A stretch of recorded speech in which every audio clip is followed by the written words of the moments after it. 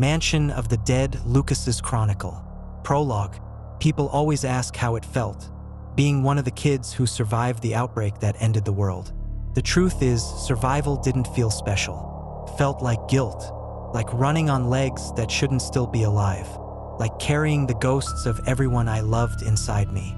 This is my story, not the scientists, not the soldiers, not the governments. Just a 14-year-old boy who watched his world rot from the inside out, starting with the people he loved most. Chapter 1: Before Everything Broke. The night before the world ended, my biggest worry was whether I'd finish my history essay on time. I remember watching Zoe tear through the house, yelling orders at our friends as the small gathering she'd planned turned into a full-blown house party. I didn't want to be part of it. I'd promised Mom I would keep an eye on the place while she and Dad were away at their medical conference. But brothers don't get a choice when their older sister decides to turn the mansion into a concert venue. I stayed in my room until I heard the front door slam. Mom's voice tight, tired. Dad's voice strained, wet, like every breath hurt. I came down the stairs and saw him leaning on Mom for support, grayish and sweating. His eyes, those eyes, clouded, dull, wrong. I told myself it was the lighting. Mom told me he had a flu, but she looked terrified in a way I'd never seen. That was the last normal moment of my life. Chapter 2. My father stops being my father.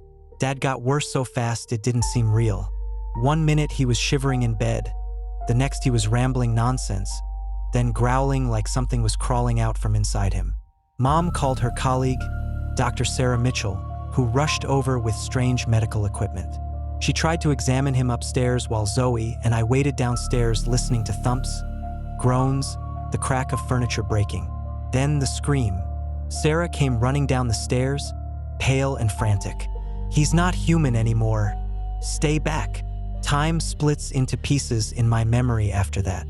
Mom shouting, Dad bursting through the bedroom door, his eyes completely white, his mouth pulled open in a hungry snarl. The sound of him dragging his body down the hallway toward us. We hid in the basement. Mom barricaded the door with shaking hands. Zoe sobbed. I just stared at the wood grain of the door, listening to my father try to break it down. I realized then that Dad wasn't sick. He was gone. Something else wore his skin. Chapter 3: The Chen's Garden. When Mrs. Chun screamed next door, we ran outside without thinking. Dad was on top of Mr. Chun, tearing into his shoulder like an animal. Mrs. Chun stood frozen, unable to scream anymore. Mom grabbed garden shears and swung them into Dad's shoulder, and he didn't even flinch. That was when I understood how strong he'd become. Sarah tackled him. Mom fought him. Zoe smashed a concrete garden gnome into his skull, and I just stood there shaking. I was supposed to help, but I was a kid watching his father with white eyes and blood dripping from his mouth. We tied Dad with an extension cord. He kept moving even after we knocked him down. I couldn't reconcile the monster in the dirt with the man who read bedtime stories to me, but reality didn't care what I could reconcile. Chapter 4: Losing Mom. When Mom got scratched, she didn't tell us at first, but I saw her check the bandage again and again, saw the sweat on her face and the fear she tried to hide. When she finally admitted it, she was calm. Too calm. "I don't want you two to see what I become," she whispered. She hugged me so hard it hurt. I felt her tears on my shoulder. She kissed Zoe's forehead. Then she walked into the basement and locked the reinforced door herself. As she sat on the other side of that door waiting to die, I pressed my palms against the wood and begged her to let me stay. She told me she loved me, told me to run when the world fell apart, told me to take care of Zoe. Her breathing changed. Her voice twisted. Moaning replaced words. Then everything went silent. I swear a part of me died right then. Chapter 5: The Soldiers.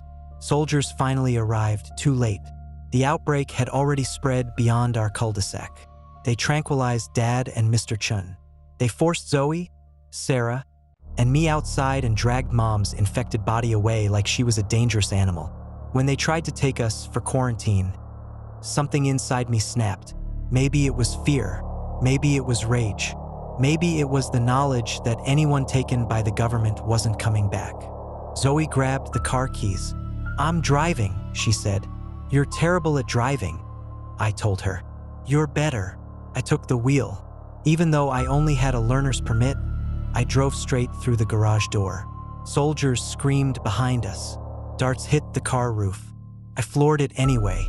We left our home and our parents behind. Everything I'd ever loved was gone in less than a day. Chapter 6, On the Run. The emergency broadcast on the radio said the words I still dream about. Level 5 biological hazard. Do not leave your home. Do not approach the infected. Too late for us. Too late for everyone. We didn't know whether we were infected. We didn't know where to go. We stopped talking about mom, or dad, or the Chens, or anyone. For 2 days, Zoe burned with fever.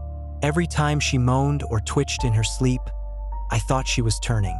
She woke up on day 3, drenched in sweat but alive. We weren't turning. We weren't dead. We were something else. Chapter 7, The Warehouse. We hid in an abandoned warehouse after the car ran out of gas. We watched the city catch fire, watched zombies gather in hordes, watched familiar faces among the dead. When Tyler Chun stumbled past, Zoe's friend, now cloud-eyed and staggering, I held Zoe while she cried. "How many more?" I whispered. "Everyone," she said. We didn't have food. We didn't have weapons. We barely had hope. But we had each other. That had to be enough. Chapter 8, The Community Center. A text message offered a chance. Survivors at the Grant Street Community Center. Safety if you can make it. Could have been a trap. Could have been salvation. Turned out to be both.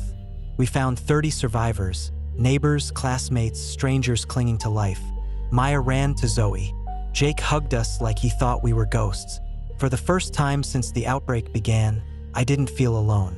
We learned the truth. The entire East Coast was falling. The military had lost control. Outbreaks spread continent-wide. But humans, real humans, were still fighting. Mr. Peterson, our old science teacher, organized us. Weapons, rotations, plans. He said the words I still cling to. Humanity adapts. We always have. Chapter 9, Heading North. A week later, we joined a convoy heading north. 37 of us. By the end of the journey, 25 remained. I saw people die. I saw people turn. I saw things I still can't talk about. But I also learned how to survive, how to shoot, how to fight, how to keep moving, how to make the hard decisions. Zoe kept us alive. I kept her alive. We kept each other sane. That was the deal. Chapter 10, The Refugee Camp. 3 months later, we reached Northern Ontario. A massive fortified camp, one of the last strongholds. Life there was strange, rationed, structured, but safe. Zoe worked in medical. I worked in communications. Every night I dreamed of my parents, but in a twisted way, it kept me going. Their mistakes helped build the outbreak, but their love had shaped me long before that. Dr. Sarah Mitchell arrived weeks later, older, grief-stricken, but alive. She created a vaccine, a real one. Too late for millions, but not too late for us. We carved our parents' names on the memorial wall. I traced the letters every day until the pain dulled. Not disappeared, just dulled. Chapter 11, Rebuilding. The camp grew. Cities were reclaimed one by one. Humanity wasn't winning, but we weren't extinct.